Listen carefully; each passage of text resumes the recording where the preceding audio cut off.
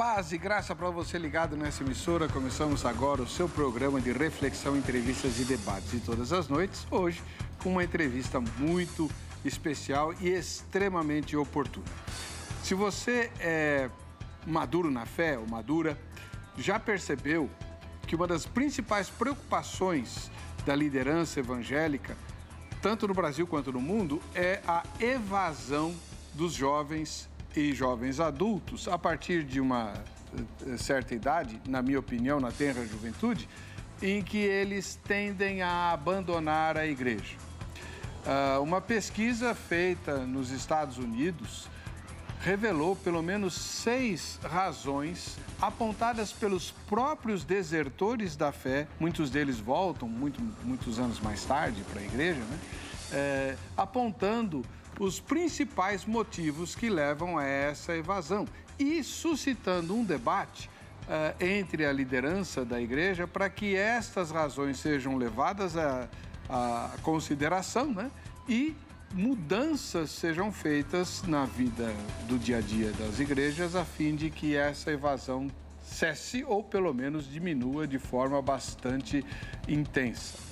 Afinal de contas, está para lá da hora da igreja deixar de ser o único exército do mundo que abandona os seus feridos.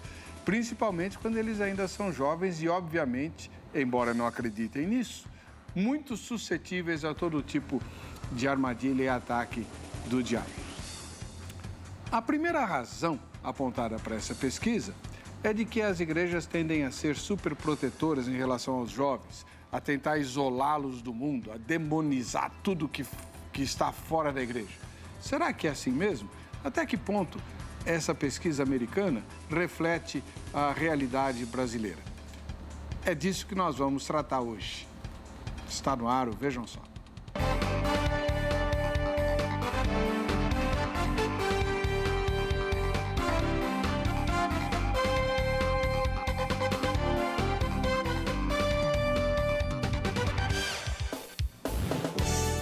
Olá, é com muita alegria que iniciamos essa edição do programa Vejam Só. Hoje, com uma entrevista para lá de especial, oportuníssima, com um dos homens de Deus que eu mais admiro aqui no Brasil. Tenho o privilégio de ser conhecido dele, não sei se amigo, mas eu admiro demais. Um homem que lidera um dos principais seminários aqui no país, de uma das denominações mais antigas do Brasil, a Igreja Presbiteriana do Brasil, ele que forma ministros e que é pastor de igreja local lá na Vila Guarani. Foi meu vizinho durante muitos anos, reverendo Ageu Cirilo de Magalhães Júnior. Seja muito bem-vindo, paz e graça. Obrigado, pastor. Compartilho a alegria de estar aqui, né? E a admiração pelo senhor. É uma alegria estar aqui mais uma vez. E vamos a esse tema, né, que é tão especial e espero que seja uma bênção na vida dos nossos irmãos. Mais uma vez, quero agradecer a presença do irmão e parabenizá-lo pelo trabalho que o irmão vem fazendo há muitos e muitos anos na Igreja Presbiteriana do Brasil, formando pastores que não apenas creem na Bíblia, mas procuram honrar o reino de Deus na vida e no ministério. Amém. E, obviamente, seguindo o exemplo do irmão, que apesar de ser um dos maiores eruditos que eu conheço, mantém uma humildade assim gigantesca. Não sei como que humildade pode ser gigantesca, mas no seu caso é. Parabéns, continue sempre assim. Amém, amém. Vamos ver a matéria que apresentou o tema e em seguida a gente já vai começar a explorar e apertar o reverendo para tentarmos descobrir, e ao longo de várias entrevistas com vários irmãos, nós vamos tentar explorar os resultados dessa pesquisa americana, trazendo para a nossa realidade, e por isso os entrevistados serão pessoas que lidam tanto com a formação de pastores, lidam com ovelhas verdadeiras numa igreja local, né? E que obviamente se deparam com essa questão da evasão. Vejam só. Algumas das características que definem os adolescentes e os jovens adultos de hoje são o seu acesso sem precedentes às ideias e visões de mundo, bem como o seu consumo extraordinário da cultura popular.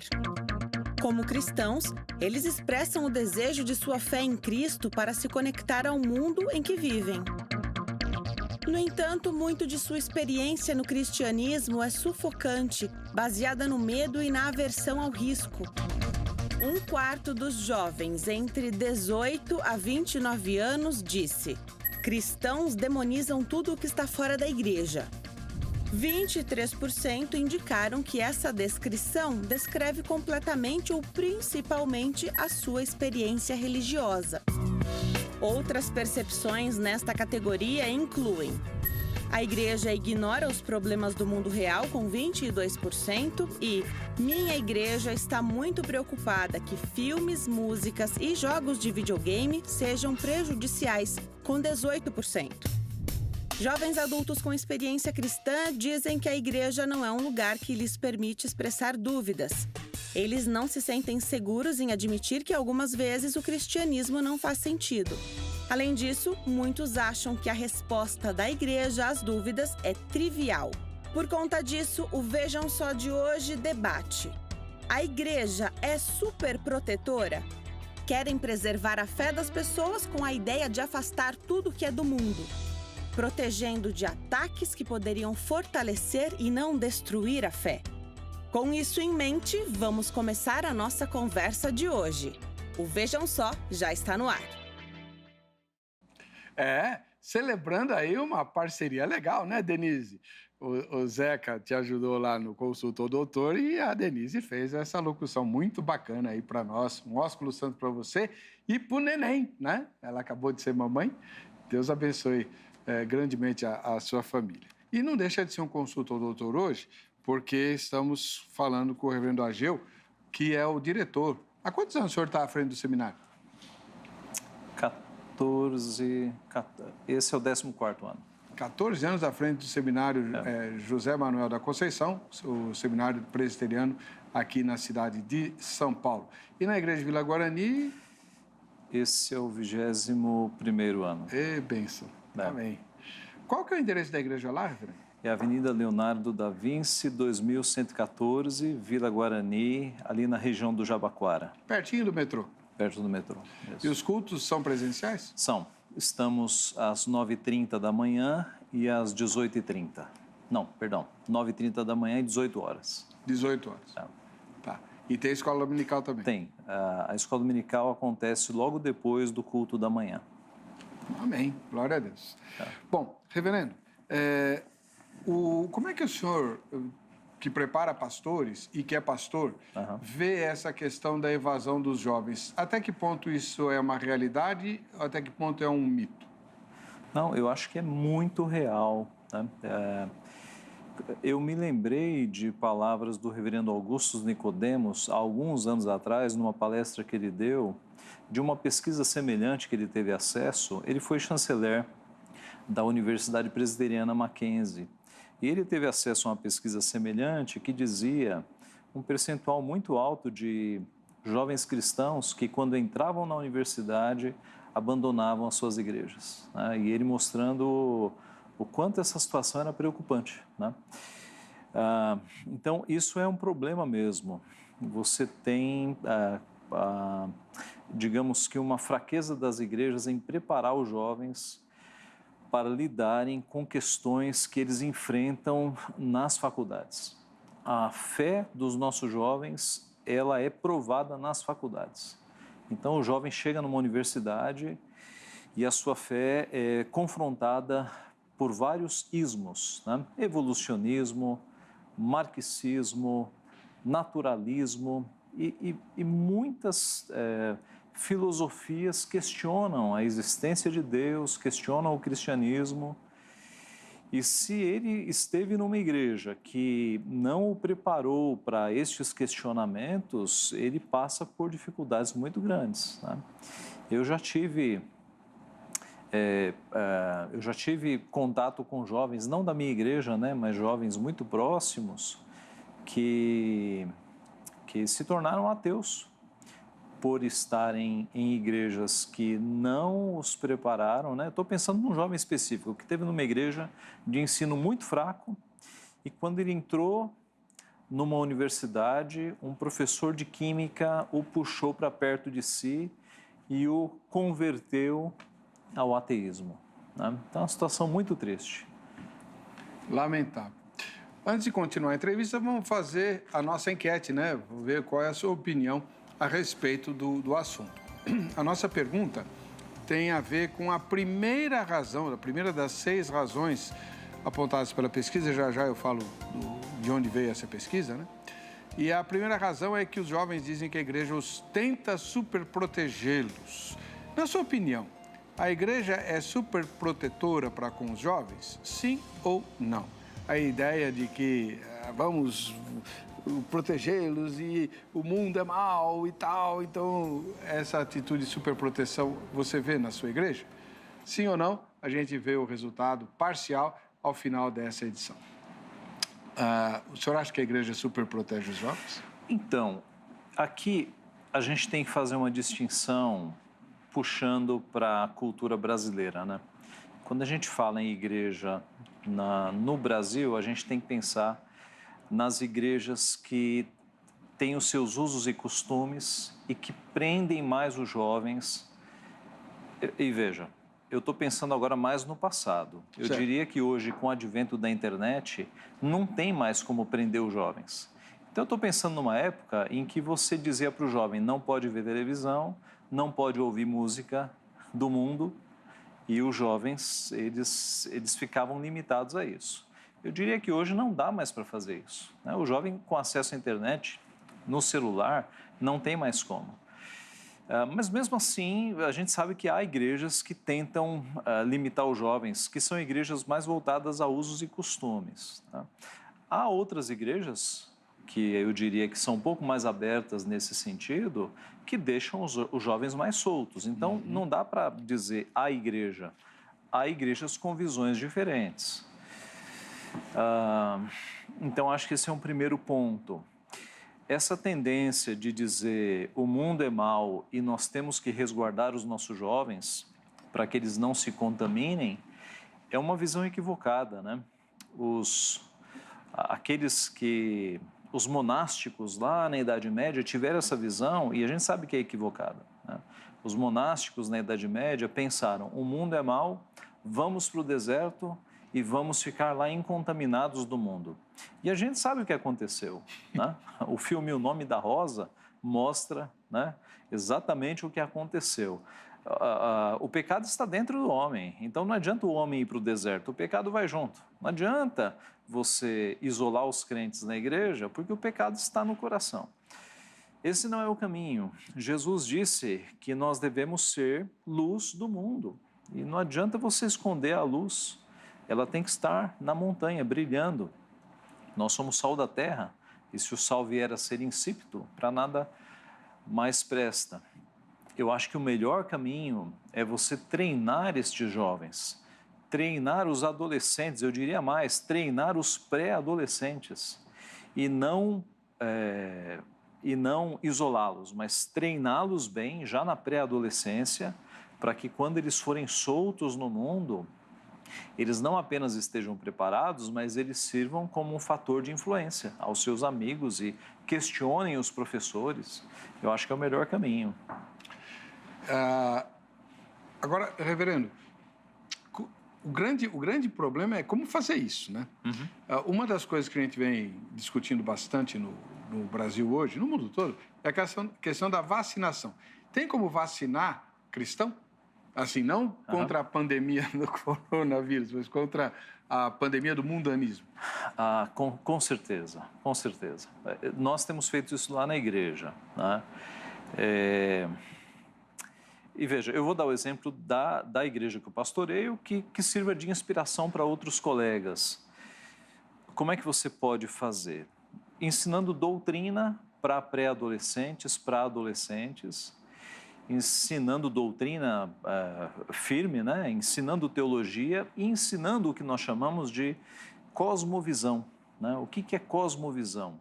É você mostrar biblicamente o que é evolucionismo, o que é marxismo, o que é naturalismo. Você pegar esses ismos e mostrar com as lentes da palavra de Deus o que eles são, de onde eles surgiram, quais são as consequências dessas ideias. Literatura no Brasil não falta. Então, qual é o primeiro passo? É a liderança, os pastores, os presbíteros, os líderes de jovens entrarem neste universo, né? Começarem a ler a respeito de cosmovisão e começarem a ensinar os seus pré-adolescentes, os seus adolescentes, para começar a vacinar os seus jovens, para que quando eles chegarem no segundo grau, hoje é o ensino médio, né? Ou quando eles chegarem nas universidades, eles estejam vacinados. Na igreja que eu pastoreio, os pré-adolescentes são ensinados no Catecismo Maior. Então, 9, 10 e 11, Catecismo Maior, 3 anos de Catecismo Maior. Dos 12 aos 16, nós ensinamos Teologia Sistemática. Então, nós temos uma grade, começando no Prolegômenas, avançando por Teontologia, todas as áreas da sistemática, numa linguagem para adolescentes, que termina com Cosmovisão. Aos 16 anos, ele vai ter os temas da Cosmovisão reformada.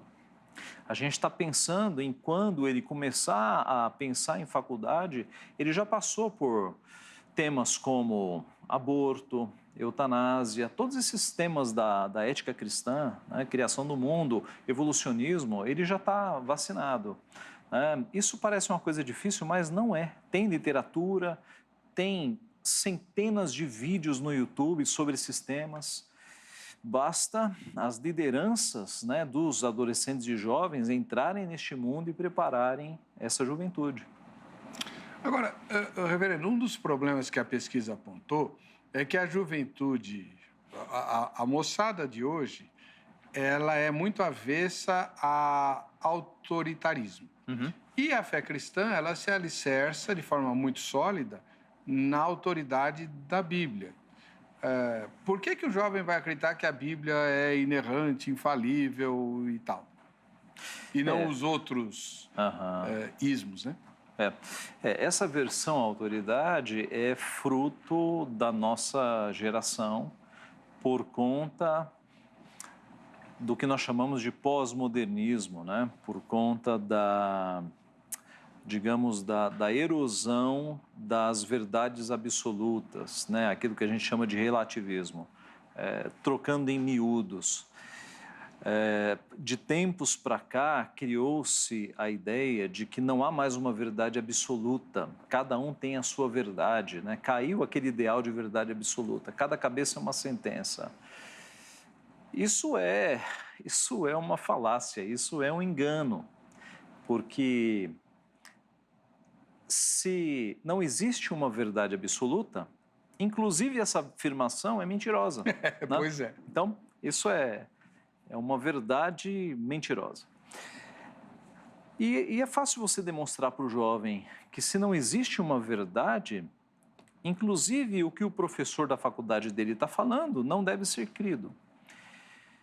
Se não existe verdades no campo moral, não existem verdades no campo da física. Né?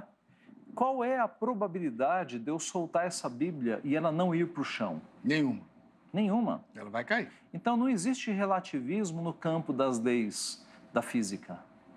Tudo aqui é absoluto. Então, se no campo da física as verdades continuam sendo absolutas, o mesmo Deus que criou verdades absolutas no campo da física, ele continua com verdades absolutas no campo da moral. Nada mudou. E isso tem que ser passado para os jovens. Tá? Um mundo sem verdades absolutas seria um caos. Seria um caos. Imagine um mundo em que não houvesse noções de certo e errado, né? Em que estupro fosse permitido, cada um fizesse, em que matar pessoas, matar criancinhas fosse uma verdade subjetiva que cada um pudesse fazer, seria um caos total. Vai ter muita gente lutando para conseguir isso. E graças a Deus há muita gente impedindo, né? Porque ainda resta um pouco de verdade objetiva que Deus deixa que reste. Uma vez eu li um artigo do reverendo Nicodemos a respeito dessa questão da relativização de tudo, relativismo, né? E ele falava assim, gostaria de saber se os defensores da pós-verdade param no farol verde, porque fala, pode ser que o sujeito que vem no sentido transversal ache que pode passar no vermelho, porque a verdade é dele, né? Será que ele faz isso? Ou quando o farol está verde, ele passa na segurança? Exatamente, exatamente. Um mundo sem leis seria um caos, né? Seria um caos. Será que os defensores dessas... de que pode qualquer coisa, quando alguém rouba o seu carro, eles dizem, não, tudo bem, na cabeça do bandido roubar é tranquilo? Né? Será que eles não ligam para a polícia? Agora, reverendo, então existe verdade absoluta. Muito bem. Como fazer o jovem que está, por causa da internet mesmo, aberto a várias cosmovisões, e para ele todas elas são válidas, mostrar que a Bíblia é diferente das outras propostas religiosas? Olha, eu creio que quando se estuda, né, quando começa a se estudar essas visões todas, e quando começa a se chegar na base de cada uma delas, você começa a mostrar, primeiro, a irracionalidade de todas elas. Como diria Francis Schaeffer, você começa a tirar o teto de cada uma delas. Tá? Quando você começa a avançar, por exemplo, no naturalismo, você chega num ponto, na base, você mostra para a pessoa que ela não tem base. Que na base de cada uma dessas teorias, elas não têm base. Elas chegam num ponto que é pela fé. Tá? Porque o que eles nos acusam é que nós não temos base, que no ponto da nossa base é fé, mas na base deles também é fé. E aí é bom você mostrar para o jovem que no fundo você chega num elemento de fé. Tá? Mas você tem que mostrar isso para os jovens, né? E aí você mostra que além da fé na palavra de Deus, os nossos elementos, eles envolvem uma fé que tem muitos elementos de crença. Por exemplo, a palavra de Deus é composta por 66 livros, né? E quando você pega, por exemplo, os livros do Novo Testamento, nós temos muito mais cópias antigas de livros do Novo Testamento do que, por exemplo, as cópias antigas dos escritos da filosofia de Sócrates e de Platão. Isso está disponível na internet. Nós temos muito mais cópias antigas que asseguram a veracidade do Novo Testamento do que dos escritos da filosofia. E ninguém está questionando a veracidade dos escritos de Platão, mas muita gente questiona a veracidade do Novo Testamento. As provas são muito mais abundantes. Tá? Então, há muitos elementos factíveis para nós crermos na palavra de Deus. Então, a ideia, que inclusive a pesquisa aborda, de que a igreja evita discussões racionais e apela para a fé, é uma ideia mentirosa. Olha, talvez não, porque, veja, há muitas igrejas que evitam a discussão. Né? Há muitos pastores que, por uma formação fraca, por vezes, fogem da discussão. Tá? Infelizmente, a gente tem que considerar isso, né? Não são todos os pastores que tiveram a oportunidade de buscar uma boa formação, né? Por vários fatores. E aí, quando eles se colocam numa posição de discutir com um cientista, fica muito complicado, né? E esses pastores vão ter muita dificuldade de responder algumas questões que possam surgir. Então, eu não estranho que a pesquisa tenha apontado isso. Muitas igrejas têm dificuldade de responder alguns dilemas mais modernos, algumas questões mais modernas. A igreja tem, em termos gerais, medo da ciência? Eu acho que grande parte do evangelicalismo brasileiro tem. Eu acho que sim. Nós temos muitas mentes boas na igreja evangélica brasileira, né? Mas se você pensa em igreja evangélica, 40 milhões de evangélicos, né, considerando o movimento neopentecostal como um todo, eu acho que há muita deficiência. Né?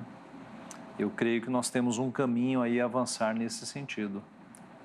E então, assim, eu vejo que Deus muitas vezes mobiliza a igreja por meio de crises, né? A Bíblia diz que todas as coisas cooperam para o bem. Então, quando surge uma crise, fala, mas que bem que a crise pode trazer? No mínimo, algum tipo de reflexão e mudança de postura. Quando eu fiz o curso teológico, estava na moda a teologia da libertação, né? Que nem evangélica era uma teologia de origem católica, né? Que aí tinha até um teólogo que falava assim, os evangélicos entraram na canoa errada aí, né? Foram defender. Mas Deus usou a teologia da libertação para mobilizar, porque na época que eu era adolescente, só se falava na volta de Cristo, na volta de Cristo, na volta de Cristo, arrebatamento e volta de Cristo. O disco mais famoso era a Sétima Trombeta. E a teologia da libertação fez com que as igrejas históricas despertassem para a realidade social. É preciso olhar para o mundo aqui, não fica olhando só para o céu. Nós temos que pôr ordem na casa aqui também, atender aqueles que estão sendo vítimas de injustiça, etc. E isso trouxe algumas mudanças. Nem todas positivas, né? O liberalismo entrou por essa porta, né? É verdade. Então, essa demanda atual aí de ciência e fé, inclusive extrapolou a questão da igreja, foi para o governo, né? É uma oportunidade de a igreja repensar a forma como ela olha para a ciência, não é? Com certeza, com certeza. E veja, o advento da internet abriu portas para a igreja crescer em conhecimento, não tenho dúvida. Hoje nós temos aí homens como Marcos Eberlin, que já veio aqui, né? Algumas vezes, o senhor o entrevistou, o Adalto Lourenço falando sobre design inteligente, né? A questão do Gênesis. Nota-se que são homens que conhecem a Escritura, estão na ciência e ajudam essa juventude a ter respostas, né, a esses questionamentos. Quando a gente fala dos ataques do marxismo, né, essa é uma questão também, muito jovem entra na faculdade e recebe uma carga de marxismo tão gigantesca e a cabeça entra em parafuso. Na internet você tem muito material sobre esse assunto. Eu recomendo vídeos de um colega nosso, um pastor presbiteriano, Alfredo Ferreira de Souza. Ele não tem escrito ainda, mas ele tem muitos vídeos nessa área.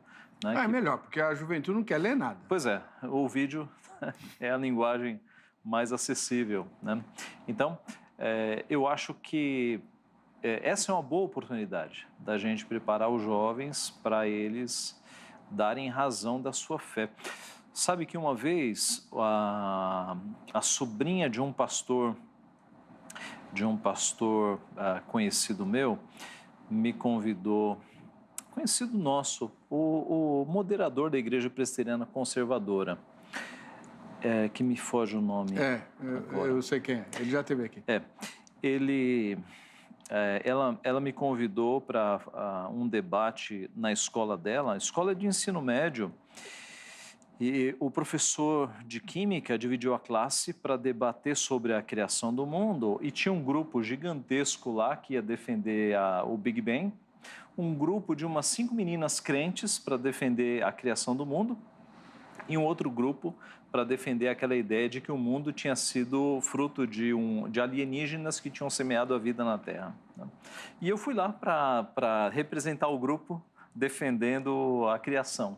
E foi muito interessante, né? Porque eu mostrei as ideias do design inteligente, mas me chamou a atenção a coragem daquelas meninas, adolescentes, e confrontaram, né, as ideias. Eu acho que é isso mesmo. O crente, quando ele entra no ensino médio ou numa faculdade e ele recebe essa carga contra o cristianismo, ele não tem que se deixar influenciar. Ele tem que se lembrar que ele é discípulo de Cristo e ele tem que levantar a sua fé, né? Ele não pode se render a uma fé contrária. A nossa vocação é para ir contra o padrão do mundo, né? E levantar bem alto a bandeira de Cristo, né? Nós somos chamados com essa vocação e temos que nos preparar, né? Senão, temos que dar razão da nossa fé. Aí que está, reverendo. Uma das coisas que o senhor tem enfatizado na entrevista é que a igreja precisa vacinar, treinar e preparar os jovens. Mas um dos equipamentos para isso está em crise há muitos anos, a chamada escola dominical. Sim, sim. Como é que o senhor vê isso? Reverendo Wellerson, viu? O nosso colega. Wellerson. Pois é um desperdício nós não termos escola dominical, né? A escola dominical, ela foi uma criação tão útil para nós treinarmos os nossos crentes. É um desperdício igrejas que abandonaram a escola dominical, né? Ela sempre foi um instrumento justamente para treinar os crentes, né? Tudo que eu falei aqui em termos de treino, que eu falei de teologia sistemática, cosmovisão, nós fazemos na escola dominical.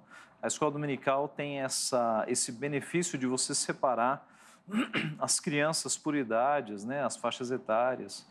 Você tem o benefício de treinar professores, você tem o benefício de quem está ali fazer perguntas. Então, o culto não supre essa... De forma nenhuma, porque o culto... Veja, o que nós fazemos no culto? Eu diria que o culto tem dois grandes elementos. Um elemento que é o povo de Deus reunido para adorar ao Senhor.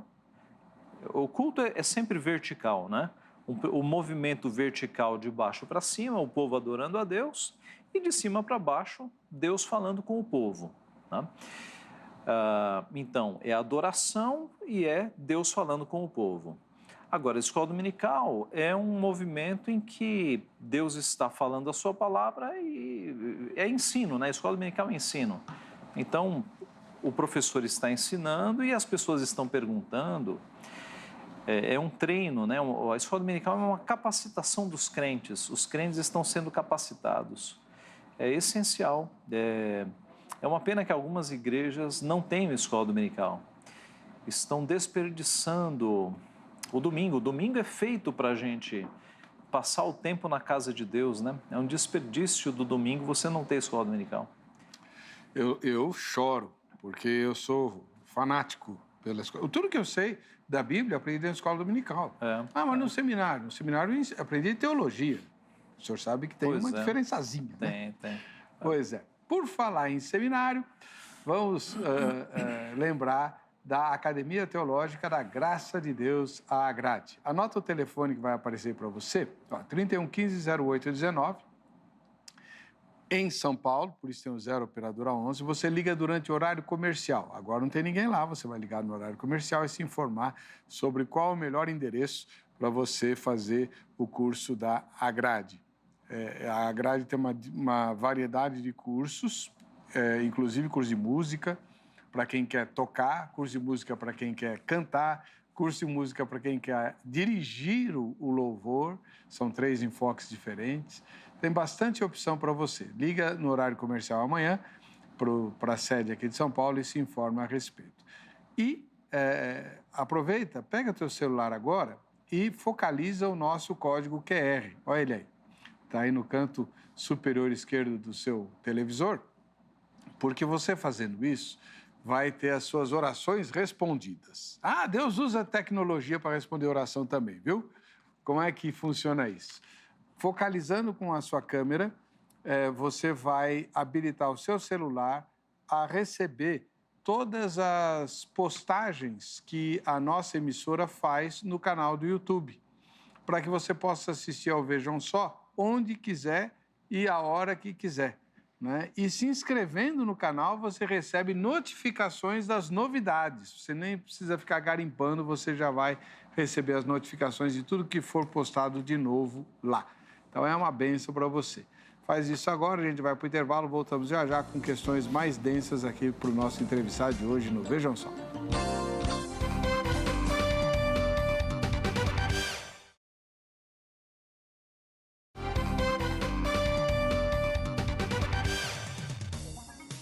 Voltei com o presente que o Vejam Só está sorteando para os nossos telespectadores. Está aqui a Bíblia, versão King James em português, com letras gigantes. Estamos sorteando para você se qualificar a esse presentaço, né, do irmão Oswaldo Paião, Sociedade Bíblica Ibero-Americana.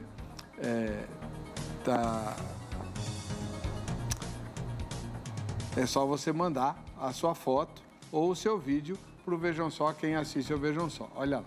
Fotos e vídeos para o e-mail vejamsó@rittv.com.br.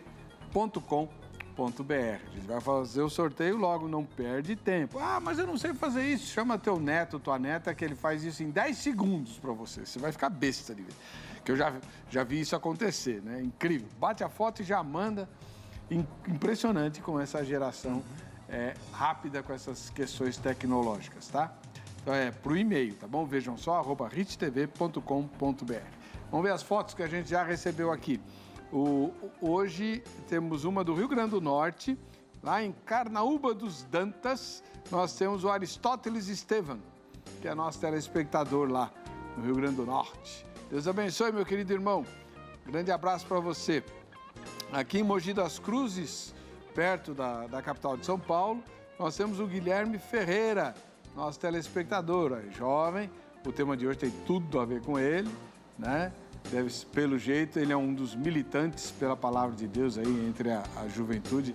Louvado seja o nome do Senhor, Guilherme, pela sua vida. Em Volta Redonda, lá no Rio de Janeiro, nós temos o José Cláudio, nosso telespectador. Abração, José Cláudio. Faz muito tempo que eu não vou a Volta Redonda. Tem um pessoal que eu gosto muito lá. Deus abençoe você. Em Duque de Caxias, também no Rio de Janeiro, o Sérgio Cunha é nosso telespectador. Grande abraço, Sérgio. Obrigado pela sua audiência. Boa sorte no dia do sorteio. Hoje o tema é uma entrevista. Nós vamos explorar uma das pesquisas. Foi o Instituto Barna, nos Estados Unidos, que promoveu uma pesquisa e ela está transcrita em português no nos Cristãos na Ciência. É isso, né, Ronaldo? cristãosnaciencia.org.br, tá?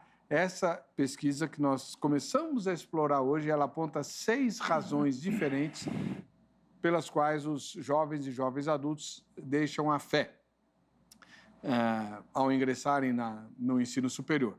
E a primeira razão que esses jovens apontaram foi que a igreja os tenta superproteger, os isolar do mundo. E para responder a respeito disso na realidade brasileira, nós estamos entrevistando o reverendo Ageu Cirilo de Magalhães Júnior, ministro da Igreja Presbiteriana do Brasil, pastor da Igreja Presbiteriana de Vila Guarani, pertinho do Jabaquara, da estação Jabaquara do metrô, e diretor do seminário José Manuel da Conceição, que é o seminário presbiteriano aqui em São Paulo.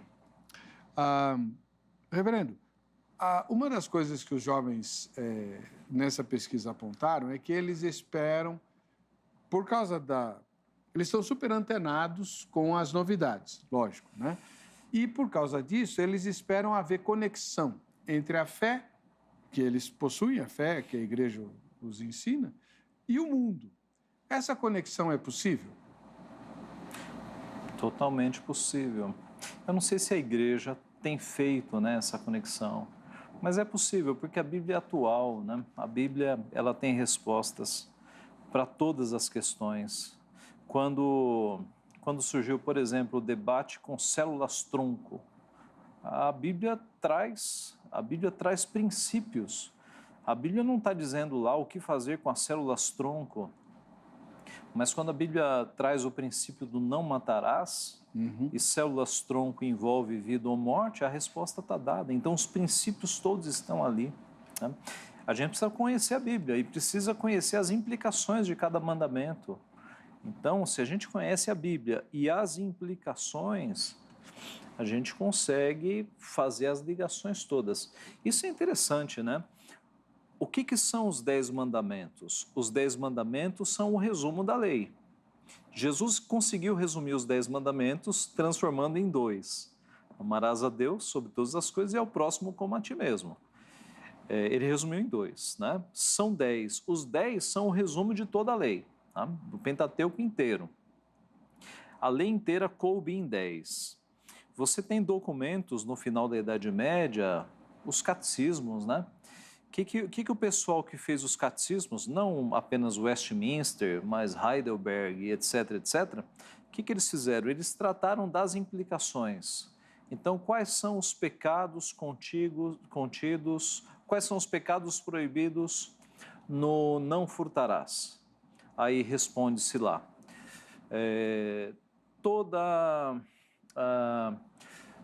por exemplo, toda sonegação de impostos, toda adulteração de contratos,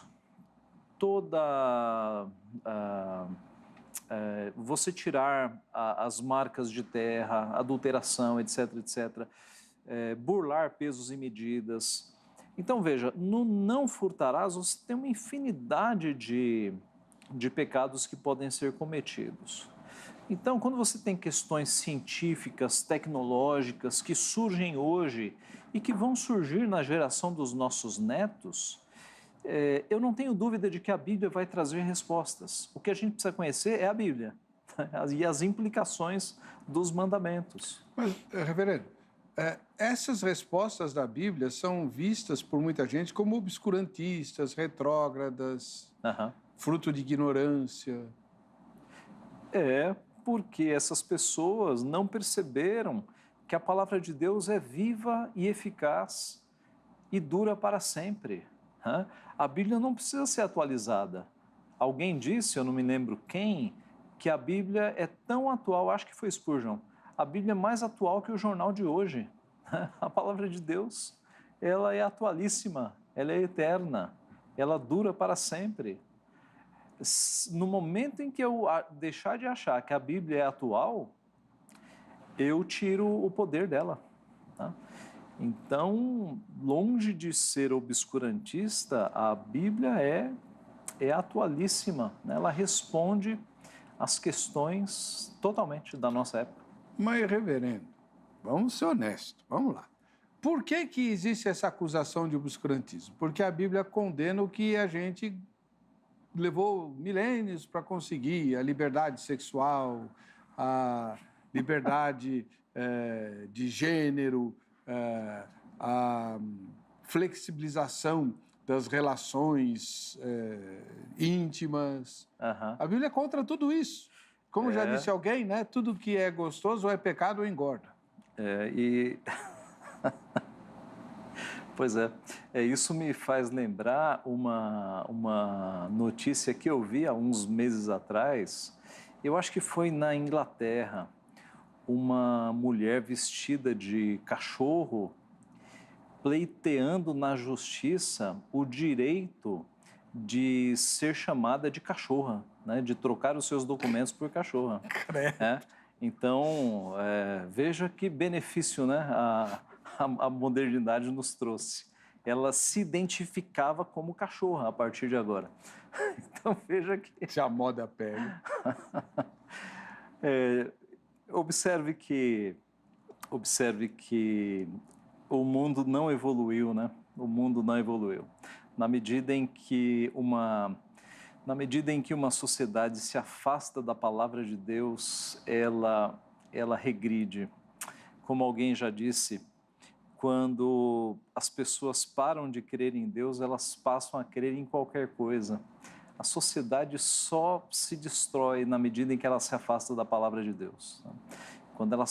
Na medida em que uma sociedade deixa de ter prazeres espirituais e passa a buscar prazeres carnais, ela se destrói.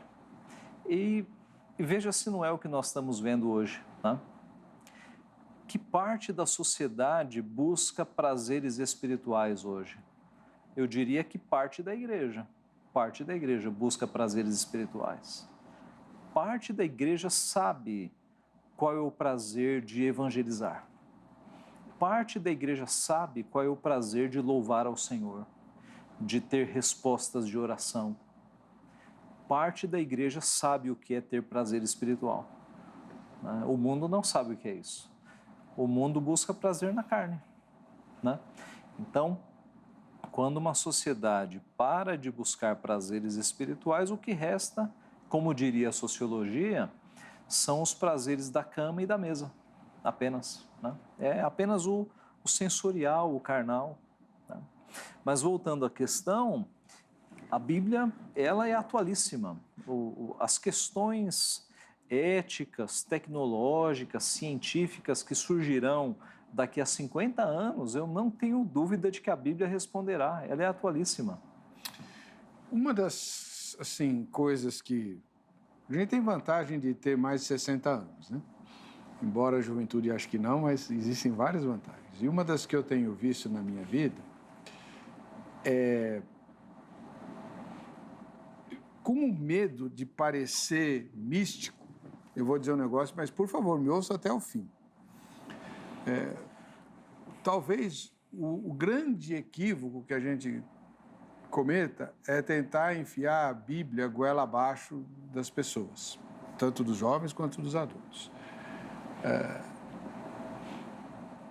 Se a gente conseguisse envolver essas pessoas, tanto jovens como adultos, com Deus de forma pessoal, porque isso que o senhor acabou de escrever, os prazeres espirituais são o deleitar-se na santidade de Deus, na presença de Deus. Se a gente se envolver diretamente com a pessoa de Deus, aí você vai compreender a gente nunca vai compreender Deus, mas você vai aceitar o fato de que a palavra dele é inerrante porque você se envolveu com alguém que criou o universo.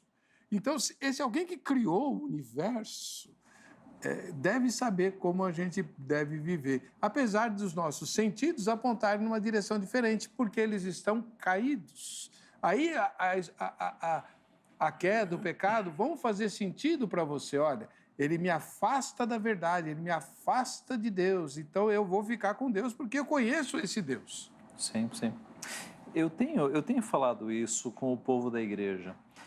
A nossa relação com Deus não é só teórica. Tá?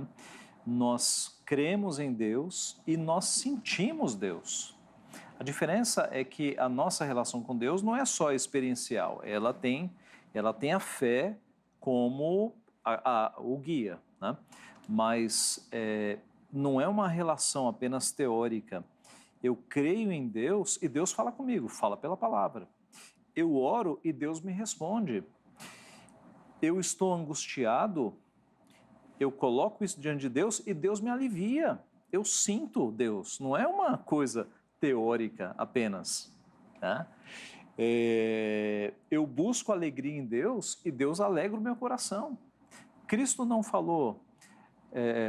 Cristo não prometeu, lançando sobre ele a vossa ansiedade, porque ele tem cuidado de vós? Vinde a mim, ele disse, os que estáis cansados e sobrecarregados, e eu vos aliviarei. E quando você vai, ele alivia e você sente. Isso é uma realidade. É uma realidade. Histórica, concreta. Concreta. Quantos de nós que já não buscamos o Senhor e saímos aliviados? Então, a nossa relação com Deus não é teórica, nós sentimos, né? Então, eu acho que isso tem que ser percebido. Nós temos experiências com Deus, né? Nós não vivemos pelas experiências, nós vivemos pela fé. Agora, as experiências acompanham a fé, isso nós não temos dúvida. Uma das coisas...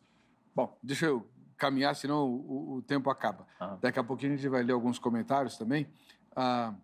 Outra coisa que a pesquisa apontou acho que o irmão mencionou de passagem, mas vamos abordar de novo, aprofundando um pouco. Muita gente na pesquisa disse, inclusive na matéria de abertura, isso passou. A minha igreja demoniza tudo que não faz parte dela, tudo que está no mundo. Então, música, videogame, filmes, é tudo demonizado. É por isso que a gente está perguntando se a igreja super protege os jovens. Né? Como é que o senhor vê isso? Então, eu diria que isso é um equívoco da igreja evangélica histórico, né? E nós temos um tempinho, né? Temos. Isso é bem demonstrado em alguns livros de Francis Schaeffer. Francis Schaeffer foi editado por algumas editoras aqui no Brasil, mas acho que quem mais editou foi a editora Cultura Cristã. Isso. Tá? Ele demonstra... Morte da Razão. Isso, essa sequência... Deus que intervém. Exatamente, esses livros demonstram isso. Qual é a questão? Durante muito tempo, e ainda se fala aqui no Brasil, que, por exemplo, crente não ouve música do mundo. Tá? Vamos voltar lá atrás. Durante muito tempo, a Igreja Católica ela classificou artes como sendo profano e sagrado. E o que é profano e sagrado? Para a Igreja Católica, uma arte sagrada é uma arte que retrata uma cena bíblica. Então, por exemplo, uma pintura sagrada vai ter lá uma cena bíblica com auréolas para indicar que é algo sagrado. Para a Igreja Católica, um pôr do sol é profano. Se não é uma menção bíblica, é profano. Tá? Para a Igreja Católica, durante séculos, uma música que não tem menção bíblica é profano. Uma música com menção bíblica é sagrado. Ok. Os reformadores romperam com essa visão. E os reformadores disseram, opa, não. A imagem de um pôr do sol é tão sagrado quanto uma imagem bíblica. Quem fez o sol? Quem fez a montanha? Quem fez o pôr do sol? Foi Deus. A imagem de uma família tomando café é tão sagrada, glorifica tanto a Deus como uma imagem bíblica. Então, essa divisão sagrado e profano, ela não existe biblicamente falando. Para os reformadores, a ideia foi glorifica a Deus e não glorifica a Deus. Essa foi a divisão. Vindo para a igreja brasileira, essa ideia de que música do mundo não glorifica a Deus e música evangélica glorifica a Deus é a divisão católica, sagrado e profano. Por quê? Porque eu posso ter um compositor não evangélico fazendo uma música de amor que glorifica a Deus, porque Deus foi quem criou o amor, e eu posso ter um cantor evangélico fazendo uma música horrível, blasfemando a Deus, que não está glorificando a Deus. Então, esse sempre foi um conceito equivocado, e aí se dizia, crente não pode ouvir música do mundo. Não, esse não é o critério. O critério é, eu tenho que ter um filtro no meu ouvido para dizer, essa música que foi feita por um não crente, opa, ela tem uma poesia boa, ela tem uma melodia boa, ela não fere a palavra de Deus. Essa música gospel é horrível, melodia horrível, letra herege, não glorifica a Deus. Esse deve ser o filtro. Esse filme que foi feito é uma obra de arte, belíssimo. É um belo filme que retrata a criação de Deus, a beleza de Deus. Mereceu um Oscar, não quebra a lei de Deus, vou assistir. Esse outro filme aí é horrível, não glorifica a Deus, cheio de pecados. Esse deve ser o nosso filtro, não sagrado e profano, mas glorifica a Deus ou não glorifica a Deus. No passado, as igrejas, então, erraram muito nesse sentido. E aí, o que acontecia? Os crentes não faziam na igreja, mas faziam fora da igreja.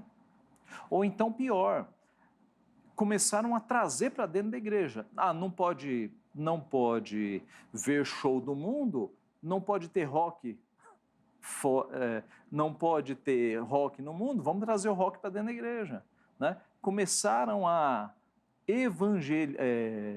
cristianizar aquilo que eles não podiam fazer fora da igreja. E começaram a trazer essas coisas para dentro da igreja. Isso nos leva a uma outra questão que a pesquisa levantou.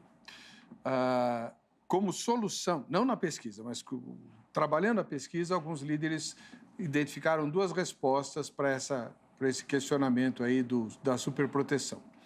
Algumas igrejas optaram por atenderem às tendências jovens para evitar que eles saiam. Aqui no Brasil, a gente tem a famosa moda das igrejas pretas. Né? De repente, muita igreja pintou de preto, sei lá eu por que cargas d'água. Né? Mas a ideia é, vamos fazer aquilo que agrada aos jovens dentro da igreja para que eles não saiam. Dá um estilo underground, né? Latão como púlpito, tal, ambiente preto. Veja, eu acho que sempre que a gente segue uma moda, a gente cai no equívoco, né? Sempre. Porque se amanhã a moda for, sei lá, verde, vamos criar aqui um ambiente subaquático, vamos pintar tudo de verde. Igreja do Bob Esponja. Pois é. Seguir a moda nunca é bom, porque eu sempre vou agradar uma parcela da igreja.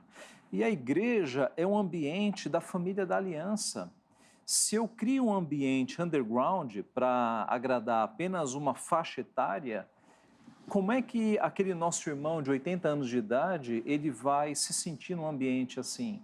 Então, eu tenho que ter na igreja um ambiente o mais neutro possível para acolher desde a criança até o irmão de 80 anos de idade, desde o empresário até o meu irmão que está desempregado, desde o doutor até o irmão que é analfabeto.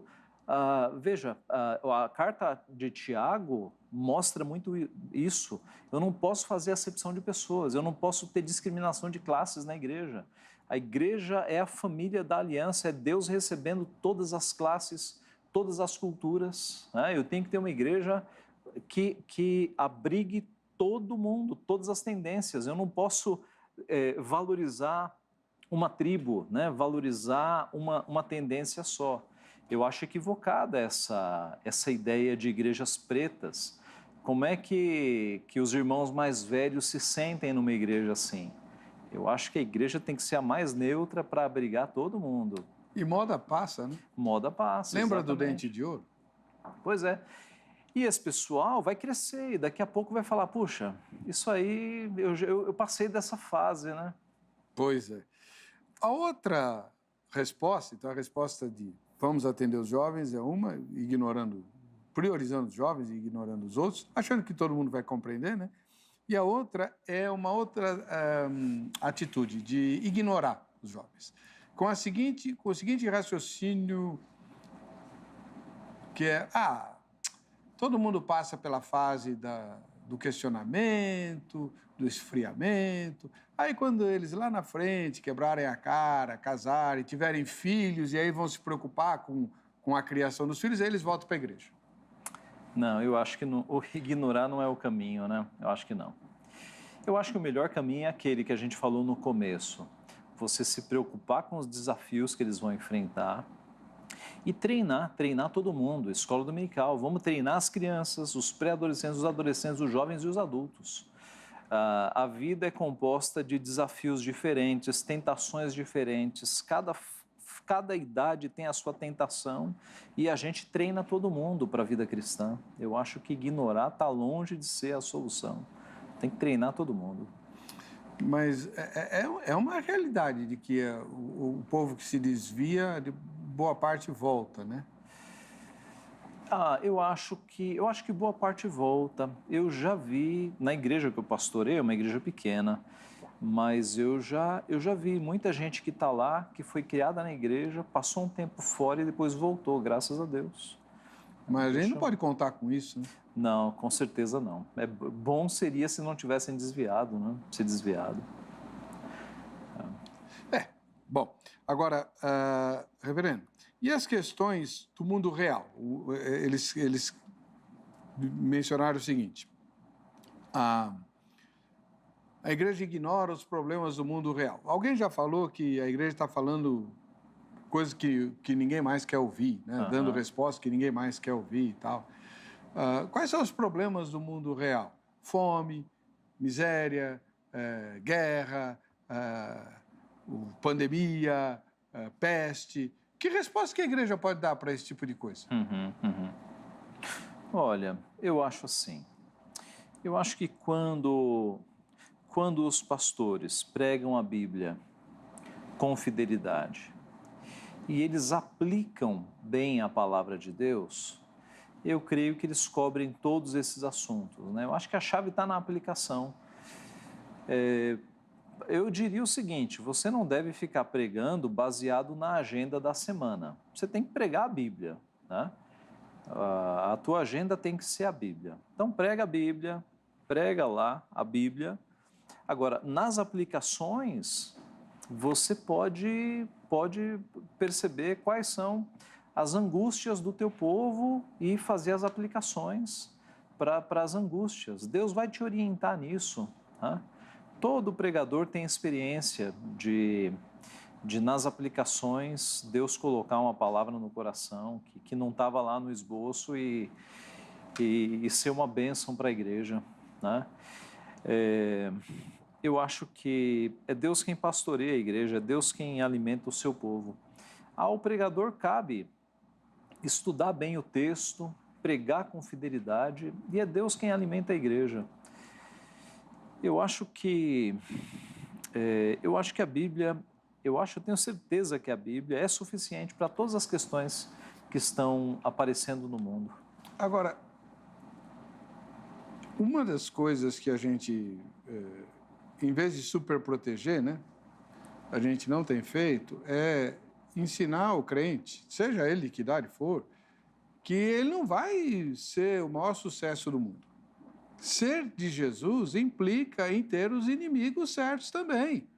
E vamos ser discriminados, vamos ser criticados, vão nos olhar enviesados. Eu me lembro, eu fazia história na USP nos anos 70, né?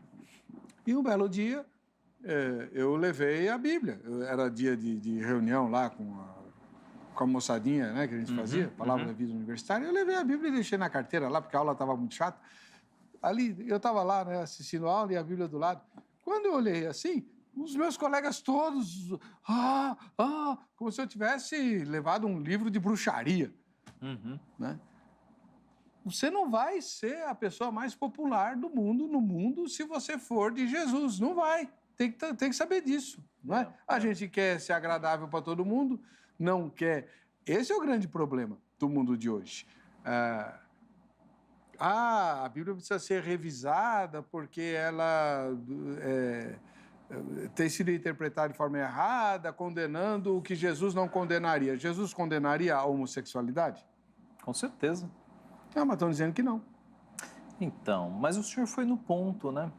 A gente vive uma época em que todo mundo quer ser aceito, inclusive os crentes, né? Os crentes estão querendo ser aceitos por um mundo que não quer Deus, por um mundo que odeia a Deus. E os crentes estão querendo ser bem aceitos. Então, o senhor foi lá na USP, com a Bíblia em punho, e não teve nenhum problema em mostrar a sua Bíblia. Não. Né? E hoje os crentes estão querendo fazer uma média com o mundo, aliviando o discurso para ser bem aceitos com o mundo. Então, quem é que está errado, né? O mundo continua com a sua antipatia com Deus. Nós é que estamos aliviando o discurso para com o mundo. Nós que estamos errados. Uma das coisas que eu admiro em Jesus, principalmente nos discípulos de Jesus, nos 12 lá, né? Nos 11, era que Jesus era muito ríspido com eles. Por quê? Porque discípulo, seguidor de Jesus, tem que ter casca grossa. Você vai ser repelido, você vai ser ridicularizado, você vai ser desprezado. E tem que responder com amor. Então, Jesus nunca superprotegeu os discípulos. Pelo contrário, ele os fez passar por cada uma, né? Eu fico imaginando Jesus dormindo naquele barco, prestes a naufragar. Quer dizer, será que ele estava dormindo mesmo ou ele estava esperando para ver o que ia acontecer? Quero ver até onde vai a fé. Quem ia ser o primeiro, né? Quem vai ser o primeiro? Quem vai ser o primeiro a desesperar aqui? Mas não é brincadeira você estar no meio do mar numa tempestade. Não é fácil. E Jesus os expôs. A gente tem que aprender a ser rejeitado e amar o rejeitador, não é isso? Quando ele diz, quem quiser vir após mim, a si mesmo se negue, tome a sua cruz e siga-me. Em outras palavras, eu vou carregar uma cruz. Quem quiser vir, pegue a sua cruz e é o mesmo caminho. Quer dizer, não é eufemismo, ele ia carregar uma cruz mesmo, e o caminho dos outros ia ser carregar cruzes também. E a maioria dos outros morreu martirizado, né? A grande maioria. Parece que só João morreu de velhice. Os outros todos foram martirizados. É que assim, como nós somos uma igreja que não passa por perseguição, a gente se acostuma ao conforto, né? Se nós estivéssemos num país sob perseguição, nós estaríamos pensando diferente, né? Verdade. Bom, alguns comentários postados nas nossas redes sociais. O Luan Machado escreveu: as igrejas atualmente mal se importam com seus membros. Quem dirá protegê-los? Ô, Luan, tá bravo? Faz isso não. Se a sua igreja não se importa com os membros, pode atravessar a rua que tem outra lá. Verdade. Agora tem um aspecto, pastor. Hoje nós temos um fenômeno de algumas igrejas que são muito grandes, né? Imagine uma igreja com 1000 membros. Eu já recebi e-mail de pessoa falando assim: pastor, eu estou numa igreja que eu nunca apertei a mão do meu pastor. O pastor nunca falou comigo. Igreja de 2000 pessoas. Então. Né? Então, veja, você tem que ir para uma igreja que pelo menos o pastor visita a tua casa, né? Pois é. Conversa com você. Mas é que grande parte dos crentes não quer ser pastoreada. Tem isso também. Ela vai para o culto tentando se divertir e receber mensagem de autoajuda. Esse é um problema. Esse é um problema, mas esse é outro assunto para outro dia. Vamos lá. Aline Moura, certas denominações são superprotetoras com os jovens. Nós falamos das igrejas pretas. Né? Isso. Agora, existem movimentos, começou nos Estados Unidos, acho que o David Wilkerson foi um dos precursores, movimentos que lidam só com a moçada. O tio Cássio aqui no Brasil e tal. Sim. O senhor acha isso ruim? Olha, esses movimentos, né, que o do David Wilkerson foi o Jovens com uma Verdade. Não foi o Jocum que o David Wilkerson começou? Jovens com uma missão. O movimento dele era o movimento de Jesus, o Jesus Movement, coisa parecida. O Jocum eu não sei, mas o Jocum é extremamente bom. Eles eram mais evangelísticos, né, ali nos anos 70 e tal. Era um outro contexto. Eu acho que hoje mudou, né? Acho que hoje a configuração mudou. Acho que é diferente. Que essas igrejas que eu mencionei aqui só tem velho lá. Mudou muito. Isso aí, deixa eles ouvirem eu falar isso. O professor Cláudio Souza, a igreja não é um amuleto. Tá. Esse é o grande problema. Às vezes a pessoa lê só a enquete e não vê o tema do programa. Não estamos falando de que a igreja protege como amuleto, né? Tá. Não é o sentido. Cláudio Bacher, a igreja de Cristo que somos nós, sim, o templo do pastor tem divergência. Tá bom. Muito bem. Reverendo Ageu, uma palavra final sua sobre essa questão da evasão dos jovens. Sim, eu queria finalmente recomendar, eu acho que a chave é isso, né? Nós temos que preparar pré-adolescentes e adolescentes, prepará-los bem. A chave não é superproteger, a chave é treiná-los bem para que quando eles chegarem na sala de aula e forem expostos a essas filosofias, eles estejam bem preparados, eles tenham coragem de respeitosamente discordar de professor e de colegas. Eu acho que esse é o caminho. E como prepará-los? Vídeos na internet. Há uma infinidade de filmes hoje, né, gratuitos no YouTube ou nessas plataformas, né, muitos livros. Eu recomendaria, então, a pastores, líderes de jovens que treinassem nesse sentido, né? Entre nesse universo de livros e vídeos sobre cosmovisão cristã. Você tem bom preparo nessa área, nesse sentido, né? Eu indico 3 filmes para esses irmãos começarem. Primeiro comece com o filme Em Defesa de Cristo, que conta a história do Lee Strobel, que era um jornalista ateu de carteirinha. Chicago, né? A esposa se converteu, ele ficou em parafuso, inconformado com a conversão da esposa, decidiu provar que Cristo era uma fraude, que a ressurreição dele era uma fraude, e pesquisou, foi em vários especialistas e se converteu. Aí escreveu o livro e o livro virou filme. E é muito legal o livro. O filme eu não vi, mas o livro é muito legal. Eu comprei, eu assisti o filme e agora comprei o livro. Muito bom. Em Defesa de Cristo, tem aí em alguma plataforma. Acho que tem até no YouTube. Então assista Em Defesa de Cristo, né? E passe para os teus jovens, para os teus adolescentes. É um bom incentivo para você ver como a nossa fé tem elementos racionais. E a trilogia Deus Não Está Morto. Tem 1, 2 e 3, que mostra jovens sendo confrontados na sala de aula e enfrentando, mostrando que dá para enfrentar, tá? E se você quiser indicação de filmes, de livros e de vídeos, quiser me escrever, escreva no meu e-mail que eu mando uma lista, tá? É o e-mail do reverendo Ageu, @yahoo.com.br. Me escreva que eu mando uma lista, tá bom? Prepare aí os teus jovens, que em nome de Cristo a gente pode, de fato, proclamar o Evangelho. Amém. Glória a Deus.